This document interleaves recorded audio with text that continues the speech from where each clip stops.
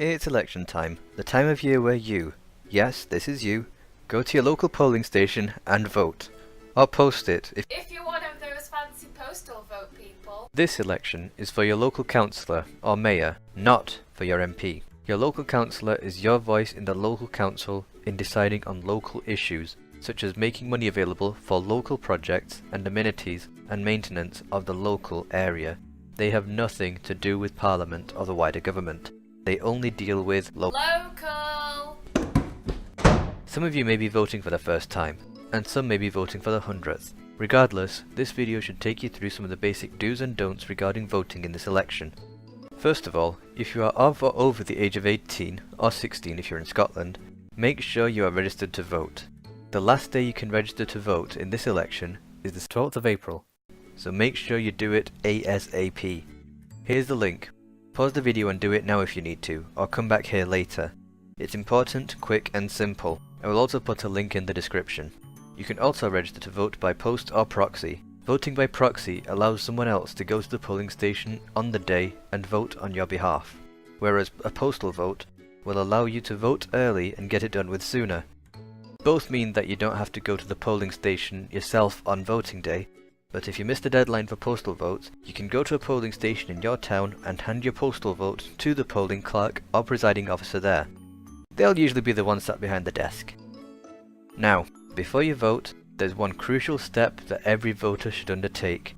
Read the manifesto, also available on computer, smartphone and probably some smart TVs. These are the promises that the candidate has made to you, the voter.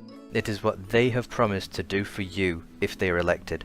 It may be a good idea to skim previous manifestos too, to see what promises they have or haven't delivered on in the past.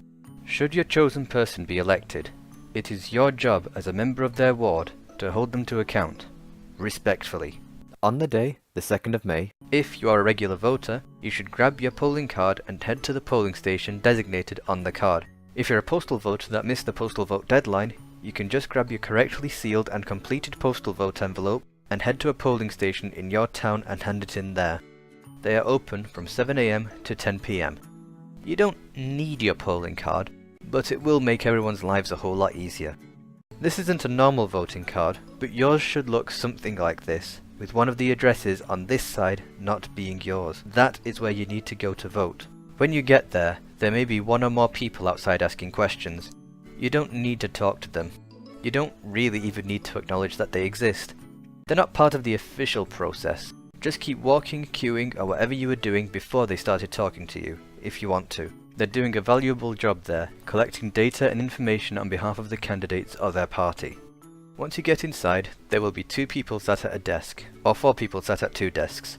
One is the polling clerk and one is the presiding officer. Here is where having your polling card will make everyone's lives easier. If you don't have your polling card, they will need you to tell them your name and the first line of your address to help them find you in their register of voters that are eligible to vote at that polling station. This will take time. You should give your address first, it helps a little. If you have your polling card, handing it to them will allow them to use that magical number to find you much quicker and easier in their register. Regardless of whether or not you have your polling card, they will need you to declare your name and address. Don't ask me why, them's the rules. Once you've declared your details, you'll be handed a ballot paper, voting paper, chit, whichever you decide to call it, and allowed to use the voting booth. Here you'll be supplied with a pencil, but you may take your own pen if you so desire. Mark the candidate's box that you want to vote for clearly with a cross. Remember, this is your vote, not anybody else's. You are voting for the candidate who will go on to represent you in the local council, so choose wisely. Once you have marked your ballot paper, you may fold it once, as many times as you want, or not at all. It's completely up to you how you fold or don't fold it, just as long as you remember to slide it into the slot on the ballot box before you leave. This is extremely important. You don't want all of the effort you put into marking the ballot paper to go to waste now, do you? After that, you may go and do as you please after leaving the polling station quietly and respectfully. Some final key do's and don'ts for the day. Do remember to register to vote. If you haven't already, this is your right. Use it. No vote, no say. Remember, the last day to register is the 12th of April, so you'll want to get on it fast. Do read the manifesto. The news is nice, but the manifesto comes straight from the horse's mouth. Do hold them to account. These are your elected representatives.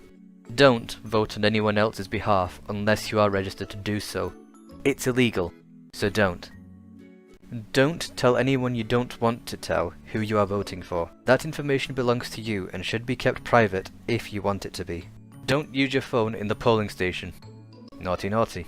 Don't talk to anyone inside the voting booth area. It's not a social club, it can wait. Don't hand your ballot paper to anyone. Get it, mark it, folder knot it, and submit it. Job done!